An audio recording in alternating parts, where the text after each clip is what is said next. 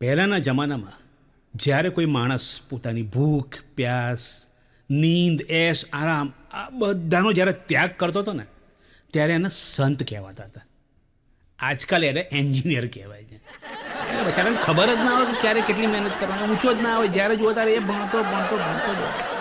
અને ખરેખર હમણાં એક કોલેજમાં પ્રોગ્રામ અપાઈ ગયો એન્જિનિયરિંગમાં, મને બોલાવ્યો હતો. મને કે તમારે કઈ તમે તમે એન્જિનિયર, કારણ કે મારી એક ટેગલાઇન છે engineer by mistake comedian by art. મને કહ્યું એન્જિનિયરિંગ કરે પછી કોમેડિયન બનવાનું, તો ભાઈ એન્જિનિયરિંગ કરીએ કે ના કરીએ અમને કન્ફ્યુઝન છે. મેં કહ્યું ના કરવું જોઈએ, એમાંથી પાસ થવાની એક અલગ મજા છે. હા, એટલે હું જ્યારે એન્જિનિયરિંગ કરવા માટે મારી કોલેજમાં ગયો તો ત્યાં મને મારો એક સરસ મજાનો મિત્ર બન્યો, મહેશ, જેને પર મારું અડધું કેરિયર ચાલે છે એમ કહી શકાય. કે માણસ અત્યારે રોયલ્ટી ક્લેમ કરે છે કે તમે જેટલી વખત મારું નામ લેશો ને તમારે મને પૈસા આપવા પડશે. હું ત્યાં આગળ જ્યારે કોલેજમાં ગયો ત્યારે મને ખબર પડી કે એ માણસ મારાથી 5 વર્ષ પહેલાં એડમિશન લીધેલું છે. મેં કહું આટલું બધું? મને કે પાયો મજબૂત કરવું છે, એક ડેફિનેશન પાક્કી કરી નાખી. તો મેં કીધું પાસ તો થતો નથી, પહેલા વર્ષમાં જ છે. અને અરે બહુ ગજબનો, અમારી જોડે ફર્સ્ટ યરમાં જોડે એક્ઝામ આપવા આવ્યા. તો હવે અમારે શું છે કે એકચ્યુઅલી અમારી તૈયારી થઈ નથી, એટલે અમે લોકો શું કર્યું ખબર છે, આમ બાનાબાજી કરી, થોડા કપડાં બપડા મેલા કરી નાખ્યા અને એવું બધું કરીને પ્રિન્સિપાલ જોડે ગયા.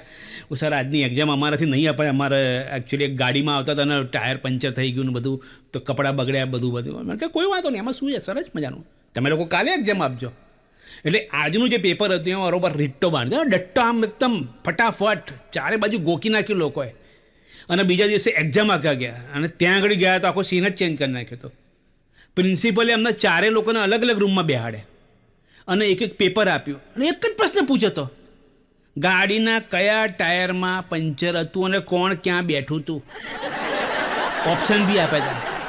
હા, લેફ્ટ સાઈડ લેફ્ટ, આગળનું લેફ્ટ, આગળ રાઈટ, પાછળનું બેક સાઈડમાં લેફ્ટ, બેક સાઈડ રાઈટ, ચારે ઓપ્શન. અને જોડે કહેવાનું હતું અમારે પાછું કોણ ક્યાં બેઠું હતું. ત્યાં મને અમે ચારે જણ ફેલ થયા, કારણ કે ચારેના જવાબ અલગ હતા. સિંક્રોનાઇઝેશન નહોતું અમારું. પણ પછી જ્યારે થર્ડ યરમાં આવ્યા ને, મહેશ અમને બહુ બધી પ્રેરણા આપી. અમારી જોડે થઈ ગયો મારો બેટો ભણતા જોરદાર, કે ભાઈ કમલેશભાઈ મજા આવે છે ભણવાની તમારી જોડે. અમે સરસ મજાનો પ્રોજેક્ટ બનાવ્યો અને બધાને કીધું હતું કે તમારો પ્રોજેક્ટ બનાવવો પડશે. બનાવ્યો અમે પ્રોજેક્ટ, એક સરસ મજાનું મોટું પ્લેન બનાવ્યું. અને અમે ભણતા હતા ગામડામાં, તો અમે એક સરસ મજાના મોટા મેદાનમાં બધાને લઈ ગયા. આખો ક્લાસ, પ્રિન્સિપાલ, ટીચર બધા લોકો આવ્યા અને બધાને બેસાડ્યા કે ભાઈ આ પ્લેન છે ને અમે અમારા પ્રોજેક્ટમાં બનાવ્યું છે. જેવું અમે કીધું ને કે અમારી જોડે મહેશ બી છે, બધા લોકો નીચે ઉતરી ગયા. ખાલી પ્રિન્સિપાલ એકદમ આરામથી બેઠા હતા. મેં કહ્યું બોલો વાંધો નહીં, સમજાવો પ્લેન વિશે. મેં સાહેબ આ બધા લોકો ઉતરી ગયા, બધાને બીક લાગી, એ લોકો ડરના માર્યા, ખાસ કરીને મહેશ અમારી જોડે. તો તમને ડર ના લાગ્યો? મને કે ડર તો શું, મને કોન્ફિડન્સ છે કે આ પ્લેન ચાલુ જ નહીં થાય. આ ખરેખર આ જિંદગીમાં આવું જ ચાલતું હતું. અમે માંડ પાસ કર્યું છે. અને એન્જિનિયરિંગ એટલે આજકાલ જે પ્રમાણે ટ્રેન્ડ ચાલી રહ્યો છે મને ખરેખર બહુ ટેન્શન થાય છે. કારણ કે એન્જિનિયરિંગ જે પહેલાં હતું, જેને જોઈને અમે લોકો એડમિશન લીધું હતું ને, બહુ અલગ જમાનો હતો. કોઈને પૂછો કે એન્જિનિયરનું ઘર ક્યાં છે, તો બતાવવા આવે ઘેર. હા ચલો હું મૂકી જાઉં તમને એન્જિનિયરનું, કારણ કે ગામમાં એક જ હોય, કે શહેરમાં સોસાયટીમાં એક જ એન્જિનિયર હોય. પછી એક દસકો એવો આવ્યો કે એમાં પૂછ્યું કે એન્જિનિયરનું ઘર ક્યાં છે, તો કહ્યું કે ભાઈ જો અહીંયા 2 એન્જિનિયર છે, એક મિકેનિકલ છે ને એક ઇલેક્ટ્રિકલ છે, એક આ બાજુ જાય ને એક આ બાજુ જાય. એટલે આ રીતે એડ્રેસ સમજાતા, જેને જે કામ હોય એ પ્રમાણે જતા રહેતા હતા. પછી બીજો એક દસકો એવો આવ્યો કે જ્યાં પૂછ્યું કે એન્જિનિયરનું ઘર ક્યાં છે. મેં કહ્યું કયો engineer? Mechanical, electrical, civil, IT, ICT, અત્યારે તો બહુ બધું થઈ ગયું છે. પણ હવે મને ટેન્શન થવા માંડ્યું છે, જે પ્રમાણે આ દસકો ચાલી રહ્યો છે 2025-25માં, તો લોકોને પૂછજો ને કે એન્જિનિયરનું ઘર ક્યાં છે, તો પેલો સામે પૂછશે એન્જિનિયરના ઘર હોય ભાઈ ઘર પેલા બ્રિજ જે જતા રહો એ બેઠા છે બધા એન્જિનિયર જ છે. હા, જે જોઈએ એ લઈ લો. પણ આ બધું પ્રોજેક્ટની માયાજારમાંથી અમે લોકો બહાર આવ્યા અને અમે ફાઇનલી એવો દિવસ આવી ગયો કે હું પાસ આઉટ કરીને મારા ઘરે જતો હતો અને મહેશ હજી પાસ થવાનું બાકી હતું એઝ યુઝ્યુઅલ, કારણ કે પાયો મજબૂત કરતો હતો. તો મને કે મારે તમારી જોડે આવવું છે, મારે જોવું છે કે ગામડામાં એન્જિનિયરનું કેવું હોય આમ વેલ્યુ. મેં કહું અમારે ત્યાં તો બહુ વેલ્યુ છે, કારણ કે અમારા ગામનો પહેલો એન્જિનિયર હું. એટલે જ્યારે અમે ગામડામાં જવા માટે નીકળ્યા ને તો મહેશ મારી જોડે આવ્યો. મેં કહું હું જોડે આવું છું, બિસ્તા પોતા બધું ઊંચું લઈ લીધું, બસમાં બેસી ગયા. અને જેવું ગામ નજીક આવતું ગયું આમ મને ટેન્શન વધતું ગયું. મેં કહ્યું કેવી રીતના શું હશે અને કઈ રીતના જવાબ આપીશું, કેવું લોકો રિએક્ટ કરશે. પણ કશું નહીં સર, ગામમાં અમે જોયું તો આખું ગામમાં ભાગોળ ભેગું થયું હતું જ્યાં બસ સ્ટોપ હતું ત્યાં. તો મહેશ કે ભાઈ આ કેવી શું છે, લોકો મારવા જ નહીં આવે ને આપણને. મેં કહું ના મારા મમ્મી પપ્પાને બધા છે, લોકો ઊભા છે. તો ત્યાં આગળ જઈને જોયું તો મમ્મી પપ્પા બધા હતા. મેં કહ્યું પપ્પા આ બધું શું છે મમ્મી પપ્પા? મેં કે જો ભાઈ તમે છે ને ગામના પહેલાં એન્જિનિયર છો એટલે તમારું સ્વાગત કરવા આખું ગામ ભેગું થયું છે. મેં કહું બહુ સારું કહેવાય બાપા, બહુ સારું કહેવાય. મહેશ તો જોઈને તેને ગયો, કેડીભાઈ સારું કહેવાય કેડીભાઈ, તમારું સન્માન બમ્માન. અમને લોકોને બગીમાં બેસાડ્યા. મહેશને બેસાડ્યું તો મને કે તારી જોડે જ છે, તારી ભાઈબંધ બનવાનો તો છે જ ને ભવિષ્યમાં, બેહાડ દો. બગીમાં બેસાડીને સાહેબ આખા ગામમાંથી આમ ઢોલ વગાડતા વગાડતા વગાડતા વગાડતા બધી ગલીઓ કૂચોમાંથી બહાર નીકળીને છેલ્લે છે ને અમે ઘરે પહોંચ્યા 3 કલાકે. બરાબરની ભૂખ લાગી હતી અને મારા મમ્મી વખતે એક બહુ વેધક પ્રશ્ન પૂછ્યો મને કે હવે શું કરું જ ભાઈ તારે? મેં કહું ના એન્જિનિયરિંગ તો કરવું જ નહીં, માંડ પાસ થયા છે, એમાં મહેશને તો કાઢવાની વાતો ચાલે છે. આવા ટાઈમમાં મારે કંઈ રિસ્ક લેવું નથી, આગળ ભણવું નથી, નોકરી મળે કરી લઈશું. મને તો એક કામ કરો કે તમે 2 જણા છે ને આમ હાથમાં છે ને ડોલચું આપી મને કે હવે તમે તેલ લેવા જાઓ. એન્જિનિયરિંગ કર્યા ભાઈ પહેલું કામ મેં ઓફિશિયલી તેલ લેવા જવાનું કર્યું. મેં કહ્યું મમ્મી આવું કામ એન્જિનિયરને? મેં કે ના એવું નથી, આ તો તમે હોસ્ટેલમાં રહ્યા હો ત્યાં તમને જમવા બમવાનું બરાબર મળે નહીં, એટલે તમારા માટે પૂરીઓ બનાવવાની છે, પણ તેલ ખલાસ થઈ ગયું છે તો તમે શું છે કે તેલ લઈ આવો ને તો એનાથી પૂરીઓ બનાવજો, તમને સારું જમવાનું આપી શકો. મેં કહું વાંધો નહીં, સરસ મજાનું. હું મહેશ ઓફિશિયલી હાથમાં ડોલચો લઈને ગામમાં નીકળ્યા. હવે અત્યારનો જેવો માલ તો હોય નહીં, ત્યાં આગળ કમોલમાં જાઓ ડબ્બો ઉઠાઈને ગેર લાઈને મૂકી દો. ગામડામાં જાય ત્યાં તેલ બનતું હોય, એ બનતું તેલ આપણે લેવાનું વેચાતું અને પછી ઘેર લાવવાનું ડોલચામાં ભરીને. તો અમે જેવા પેલા તેલવાળાને ત્યાં ગયા ને તો પેલા ખુશ થઈ ગયો, ઓહો ગામના પહેલાં એન્જિનિયર તેલ લેવા નીકળ્યા. મેં કહ્યું તેલ લેવા આવ્યો, તેલ લેવા નીકળ્યો નથી, 2 શબ્દમાં બહુ ફરક છે. મેં કહે હા વાંધો નહીં, બોલો કેટલું તેલ જોઈએ છે? મેં કહ્યું ભાઈ 1 કિલો તેલ કરી દે, અત્યારે તો આ ડોલચામાં ભરી દે ફટાફટ. પણ મારા અંદરથી થયું કે મારે આ બધો સેટઅપ જોવો જોઈએ, ગામડામાં અમે આવ્યા છીએ, તેલ બનતું હોય. અત્યારે શહેરમાં કોઈ તેલ લેવાનું કહેતા આપણે ડબ્બો લઈને કેવો ફટાક દઈને મૂકી દઈએ, પણ ત્યાં એવું ના હોય સાહેબ. અમે જે જગ્યાએ ગયા હતા ત્યાં આગળ આમ કશું નહીં, ગામડામાં તેલ પેલો બહાર વેચતો, તો મેં કહું અમને અંદર જોવા દે ને સેટઅપ કેવો છે. મને કહે વાંધો નહીં જુઓ, અને તમારું રિઝ્યુમ લાવ્યા હોય તો આપી દેજો. ના એટલે ઓપનિંગ છે આપણે જોબ માટે. મેં કહું ભાઈ અમે અહીંયા શહેરમાં કામ કરીશું, અહીંયા કામ નથી કરવું અમારે. મને કહે ના વાંધો નહીં, જુઓ અંદર સેટઅપ.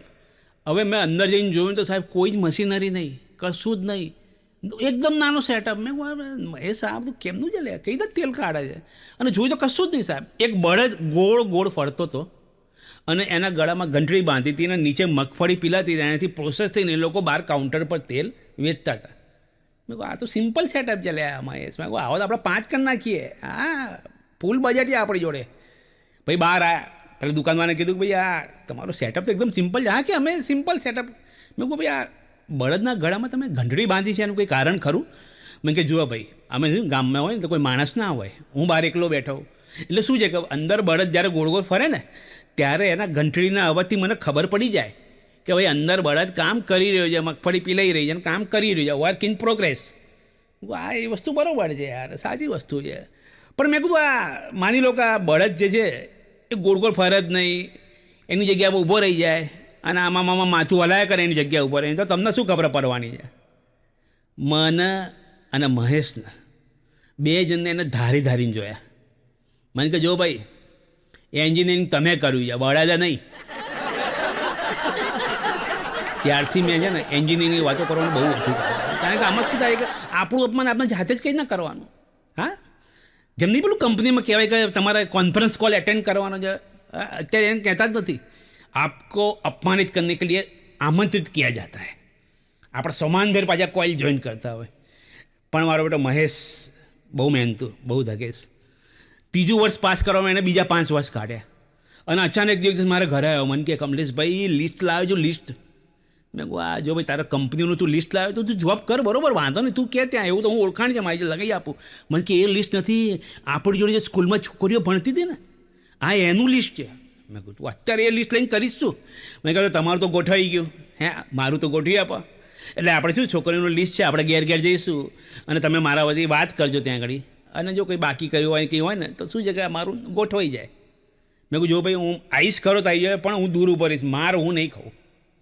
હા કારણ કે અમે લોકોએ માર બહુ ખાધેલા છે કોલેજમાં, એટલે ખાધેલો હોય, કારણ કે હોસ્ટેલમાં રહેવાનું હોય ને બધું હોય એટલે બહુ માર ખાતા. મેં કહું જો ભાઈ હું બહાર નહીં રહું. એટલે અમે છે ને એ પહેલી છોકરીનું જે એડ્રેસ હતું ને એમાં ગયા, ત્યાં આગળ ગયા તો અંદર દરવાજો ખખડાવ્યો. મહેશ તો દૂર જઈને ઊભો રહી ગયો. દરવાજો ખોલ્યો તો અંદરથી એક છોકરી નીકળી અને કેડમાં છોકરું હતું અને દૂર આંગળી મારા તરફ નહીં પણ મહેશ તરફ આંગળી કહી કે જો બેટા મામા આવ્યા. ખરેખર મહેશના મામા બનવાનો વારો આવ્યો. એટલે અત્યારની જે જનરેશન છે જે વોટ્સઅપ પર આ ઇન્સ્ટા પર અને બધી જગ્યાએ જે ચેટિંગ કરે છે, હાઈ કરે છે અને પેલી ફટાક દઈને બ્લોક કરી નાખે છે, એટલે ઓન ટાઈમ પ્રપોઝ નામની એક વસ્તુ હોય છે. તમે ઓન ટાઈમ પ્રપોઝ કરશો તો તમારું બી કામ થઈ જશે. હા, ઘણા લોકો હશે જે લોકો અહીંયા જેમ કે એન્જિનિયરિંગ વાત કરીએ તો હોસ્ટેલની વાત જોઈને બધા ઉત્સાહ થઈ જાઓ. હોસ્ટેલની વાત ના કરીએ આપણે ભાઈ. હોસ્ટેલ એટલે મેં તમને કીધું કે હેલ્થ ક્લબ એક ગ્રહ છે, હોસ્ટેલ બી એક અલગ જ ગ્રહ છે સાહેબ. હા, તમે જ્યારે હોસ્ટેલમાં પ્રવેશ કરો ને ત્યારે ત્યાં એક બોર્ડર લાઈન દોરેલી હોય છે. યસ, ઇનવિઝિબલ બોર્ડર લાઈન કહેવાય આને, જે કોઈને દેખાય નહીં. કે જ્યારે તમે હોસ્ટેલમાં પ્રવેશ કરો તમારી બેગ, બિસ્તરો, પોટલો, ડોલ, આ તે અને નાસ્તાની મોટી થેલી, આ બધું લઈને જ્યારે તમે અંદર પ્રવેશ કરો ને ત્યારે લાઈનની પેલી બાજુ હોય ને આ બાજુ આમ, ત્યારે બધું વસ્તુ તમારી કહેવાય. પણ જેવી તમે લાઈન ક્રોસ કરીને હોસ્ટેલમાં જતા રહ્યા ને સાહેબ, એ બધી જ વસ્તુ બધાની થઈ જાય. બધા વાપરે. જેવો શર્ટ કાઢીને મેં લટકાયો ને, એક ભાઈબંધ આવીને લઈ ગયો. મને કે જો ભાઈ જોરદાર શર્ટ છે, મહિના પછી આપીશ, ધોઈ રાખજે, દર વખતે હું જ લઈ જઈશ. 15 મિનિટ 45 સેકન્ડમાં નાસ્તો ખલાસ થઈ ગયો, જે અમારે 1.5 મહિનો ચલાવવાનો હતો. આ છે શું ચાલુ હોસ્ટેલ છે કે શું છે ખબર જ ના પડે ચાલુ. અને અલગ અલગ નિયમો સાહેબ. હવે એક તો સવારે વહેલા ઉઠાડે, પેલો 5 વાગે દંડો કકડાવે બાયનાનો, ઉઠો ઉઠો ઉઠો ઉઠો ઉઠો ઉઠો કરીને. મેં કહું ભાઈ આટલું તો મોદીજી બી નહીં જગાડ્યું દેશના. હે, આપણે કેટલું કીધું વોટિંગ કરો તો ઘણા નહીં ગયા. અમારામાં એવું જ બધા ઘણા લોકો ઉઠી જાય તો વહેલા જતા રહે નાહવા માટે, અને નહીં તો તૈયાર થઈને તમને ત્યાં દૂધ નાસ્તો બધું જ મળે. પણ હોસ્ટેલનો એક નિયમ હતો સાહેબ, ત્યાં આગળ જમવાનું છે ને બહુ તકલીફ પડી. જે મેં કીધું મારી મમ્મીએ મને જમવા માટે તેલ લેવા મોકલ્યો સાહેબ, જમવાનું બહુ ત્યાં. તમે પેલું કાબિલ પિક્ચર જોયું છે? એમાં પેલો કહે છે ને આયેગા ને ડરેગા તો નહીં ને સાહેબ. અમારી હોસ્ટેલની મેસ જે હોય ને એની બહાર બોર્ડ મારી હતું, ખાએગા ને ડરેગા તો નહીં ને. અરે ખરેખર બહુ જબરજસ્ત સાહેબ ખાવાનું. એટલે જે વસ્તુને અમે દાળ સમજીને ખાતા હતા 3 વર્ષ ફરવા પડી, એ તો સબ્જી હતી. કારણ કે પેલો ઉપરથી જ આપતો હતો, નીચેથી આપતો જ નહોતો અમને. એટલે હોસ્ટેલ લાઈફ બહુ જ ખતરનાક હોય સાહેબ. અને જે લોકો હોસ્ટેલ લાઈફ જીવી છે એ લોકો અંદર ખબર જ છે સાહેબ, એના જેવી મજા ક્યાંય નથી હોતી ખબર સાહેબ. ગમે ત્યારે મેં મ્યુઝિક વાગે, ડાન્સ શરૂ થાય ને, ચૂપકે બધા અલગ અલગ શાયરીઓ કરતા હોય ને, ટેલેન્ટ તો બધું ત્યાં જ જોવા મળે સર. અને આ કોમેડીનું ટેલેન્ટ ત્યાંથી જ આવ્યું છે મારું બી. પણ આજે મેં તમને કીધું ને કે સાહેબ કે ભાઈ મહેશ લિસ્ટ લઈને આવ્યો, મામૂના બનાવતો. હવે એ માણસ એટલો બધો ફ્રસ્ટ્રેટેડ થઈ ગયો હતો ને કે રસ્તામાં એક જતાં એક બેનરો ક્યાં આણે મને કે excuse me I love you. હવે પેલા બેને લાફો ના માર્યો એટલે સારું છે. પણ પેલી કે જો ભાઈ તું સાચી વસ્તુ છે, તું મને લવ કરે છે, પણ જો ભાઈ હું એક તો મેરિડ છું બરાબર, મારા 3 વખત એન્ગેજમેન્ટ તૂટ્યા છે, પાછાના 3 લોકો બી રાહ જોઈ રહ્યા છે કે કદાચ પાછો કંઈક રિવટ આવે. મારી સોસાયટીમાં 4 જણા લોકોએ મને પૂછ્યું છે ફ્રેન્ડશિપ કરશો. મારી ઓફિસમાં મારે સાંજે બોસને જવાબ આપવાનો છે. મારા બાજુના ટેબલ, કલીગ, આ તે લિફ્ટમાં જતા આવતા બધા જ લોકો મને પ્રપોઝ કરે છે. મહેશ બચારો વિચારમાં થઈ ગયો, ચલો આટલું બધું કન્ફ્યુઝન છે જીવનમાં, તોય પાછો રિક્વેસ્ટ કરે, જુવાન બેન ક્યાંક થતું હોય તો એડજસ્ટ કરી લેજો ને ક્યાંક. આ તો પ્રેમ છે કે પેલી થેલી છે ચાકરી અંદર એડજસ્ટ કરી લે કે ટામેટા નાખીને.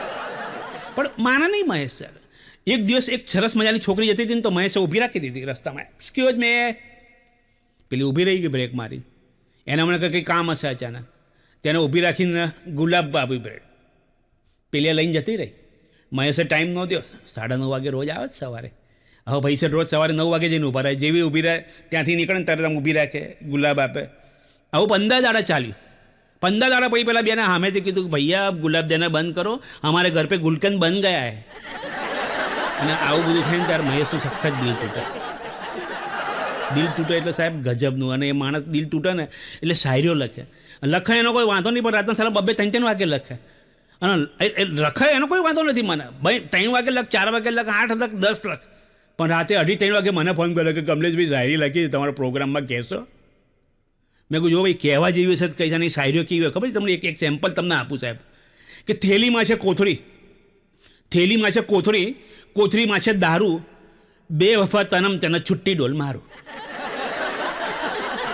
હા, આવી શાયરીઓ ગજબની લખા. મેં કહ્યું જો ભાઈ મારીના કામ હું કરતો જ નથી ભાઈ, આપણે શાંતિથી પ્રેમથી પતાવવાનું. પણ સમજાય નહીં, પાછો રોજ નવી રિક્વેસ્ટ લઈને આવે કે કલે મારા માટે ક્યાંક હોય તો ખોટો. અને મેં કહું જો ભાઈ એક સુરેન્દ્રનગર બાજુ એક મને ઓળખીતા છે, તું કદાચ જા, ત્યાંથી દૂર ગામડું છે, ત્યાં તું તેમની જોડે વાત કરજે તો તારું કદાચ ગોઠવાઈ જાય. એ ભાઈ ગયા મને પહેલાં પૂછતા કે મને કાંઈ ટેકનિકલ પ્રશ્ન પૂછું. મેં કહું જો ભાઈ તું એન્જિનિયરિંગ કર્યું છે એટલે ટેકનિકલ બહુ ના પૂછતો. મેં કહ્યું ના મોબાઈલના એના રિલેટેડ પૂછીશ. અને કહું વાંધો નહીં તું જા. એ ત્યાં આગળ ગયો અને કંઈ કે હવે મારે પૂછવું છે. પેલું કે પૂછો, વાંધો ને, તમારે જે પૂછો પૂછો. તો છોકરીને પ્રશ્ન પૂછ્યો કે એક્સક્યુઝ મી, તમને વોટ્સઅપ ચલાવતા આવડે છે? સ્ટાઇલમાં પૂછે પાછો. હવે છોકરીએ જે સામે જવાબ આપ્યો ને, મહેશ બેભાન થઈ ગયો ત્યાં. છોકરી કે વાંધો નહીં, કે તમે ચલાવજો, હું પાછળ બેસી જઈશ, પણ હેલ્મેટ નહીં પહેરું. ગાંડો થઈ ગયો મહેશ. મને કે પાછો આવું છું, આપણે આવી જાય કે નહીં ચાલે. મેં કહ્યું સારું ચાલે, કામ અમારા ગામ બાજુ કરી આપ્યું તને, હિંમતનગર બાજુ ગોઠવી આપ્યું તને. હવે હિંમતનગર બાજુ ગોઠવ્યું ને તો ભાઈ સેટ ગયા. મને કે આ વખતે કમલેશભાઈ હું સ્ટ્રેટેજી ચેન્જ કરીશ. હું પ્રશ્નો ગાડીમાં પૂછીશ, ટેકનિકલ નહીં પૂછું, જનરલ. મેં કહું વાંધો નહીં. ત્યાં જઈને તરત મને કે તમે છોકરીને મારી સાથે મોકલો, મારે પ્રશ્નો મારી ગાડીમાં પૂછીશ. તો પહેલાં તો પૂછી, પહેલાં ગાડી ભાઈ તમારી છે, તમને ચલાવતા આવડે છે, લાઇસન્સ છે? એટલે કે હા બધું જ છે, આપણા ભાઈબંધની છે, આપણા જેવું જ છે બધું.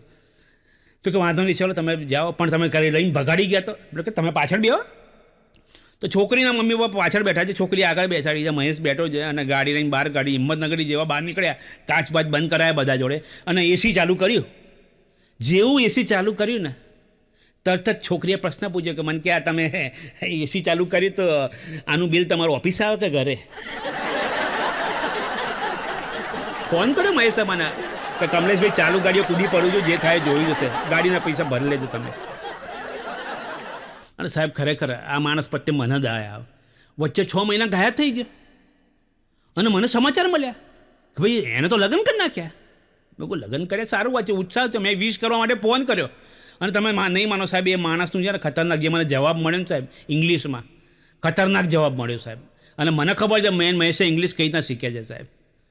અને કે જવાબ એટલે આમ ખેતર મેં હલો આ મહેશ ભાઈ કોંગ્રેચ્યુલેશન્સ.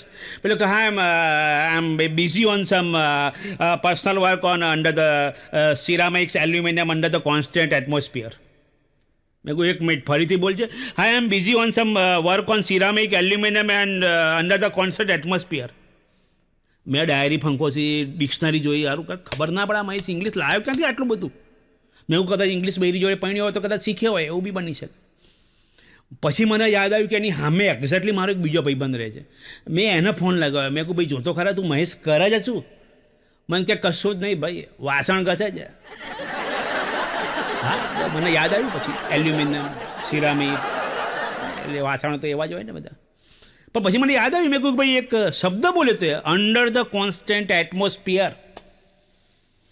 ભાઈ એની બૈરી છે ને હા મેં ઊભી છે, વાતાવરણ બદલવા જ નથી દેતી, મહેશ ઘસે જ જાય છે, ઘસે જ જાય છે, પૂછો લઈને મંડી પડ્યો છે. અને એટલે મહેશની સ્થિતિ હું સમજી શકું છું. કારણ કે અમે લોકોએ જે ઇંગ્લિશ શીખ્યા છે ને સાહેબ, અમે ઇંગ્લિશ ટીચર જોતી નથી શીખ્યા સર. હા મારા ફાધર બી ઇંગ્લિશ ટીચર હતા, અને બહુ મજા આવતી હતી અમને ઇંગ્લિશ શીખ્યા. પણ અમે જે વધારે પડતું ઇંગ્લિશ શીખ્યા ક્યાંથી શીખ્યા ખબર છે સર? પીટી ટીચર જોડેથી. હા આમાંના ઘણા બધા લોકો કહે છે પીટી ટીચરો તો પાછા કોમેન્ટ ના કરતો. હા ભાઈ આ ખાલી મજાક મસ્તી માટે હોય છે, પણ અમે જે અનુભવી છે હું કહું છું સર, અને મારો કોઈની મજાક ઉડાવવાનો ઈરાદો નથી. પણ એ પીટી ટીચરનું કામ શું હોય ખબર છે સાહેબ? ક્લાસમાં આવે ભણાવવાનું હોય નહીં, કારણ કે એમને ટેન્શન જ નથી. સાયન્સ મેથ્સ જોડે કોઈ લેવા દેવા જ નહીં એમને. એમને તો અહીં સીધું ભણાવવાનું, ઇન્સ્ટ્રક્શન આપવાના, એ બધું ટાઈમ પાસ કરવાનો, પીરિયડ પૂરો કરી નાખવાનો. એટલે કોઈ પણ હિસાબે આઈને ટાઈમ પાસ કરીને પીરિયડ પૂરો કરી નાખવાનો. પણ જે ઇન્સ્ટ્રક્શનો આલન સાહેબ એ સાંભળીને અમે લોકો બેભાન થઈ જતા સાહેબ. બહુ ગજબનો. જેમ કે માની લો કે તમે આમ ક્લાસમાં બેઠા છો, અને જેમ પ્રિન્સિપલ છે ને આમ આંટા ફેરા મારતા હતા, તો ભાઈ જોરથી આમ સાહેબ ઇન્સ્ટ્રક્શન કી આપે, don't make noise, principal is rotating. મેં કહું સાહેબ કયા એંગલમાં રોટેટ કરે? મને સમજાવ્યું કે મેથ્સનું કઈ એંગલ છે 90-45, કઈ ડિગ્રી પર રોટેટ કરે છે. કંઈ જ ખબર ના પડે આ માણસનું ઇંગ્લિશ. અને પાછું બધાને ઇન્સ્ટ્રક્શન આપેલું હોય કે તમારે ઇંગ્લિશમાં જ બોલવાનું મારી જોડે. હવે પીટી ટીચરે તમને ફૂટબોલ રમવા માટે લઈ ગયા. હવે ફૂટબોલમાં જ્યારે હવા નીકળી ગઈ, મેં ખાલી એટલું બધું સાહેબ આમાં હવા નીકળી ગઈ. મેં કે આવું ના કહેવાય, say like this, there is no wind in the football. મારા હાથ ત્યાંના તેમ થઈ ગયા. મેં કીધું સાહેબ આ ઇંગ્લિશ ક્યાંથી લાવો છો? તમારી કોઈ ડિક્શનરી હોય તો કેવું અમે લઈ લઈએ. કારણ કે અમને હમણાં તો 4 દાડા લાગે છે. હા એક વખત ઇન્સ્ટ્રક્શન આપી કોઈ છોકરાને, don't speak in front of by back side. અઠવાડિયું લાગ્યું હતું સાહેબ અમને સમજતા, તમને બી થોડો ટાઈમ લાગશે.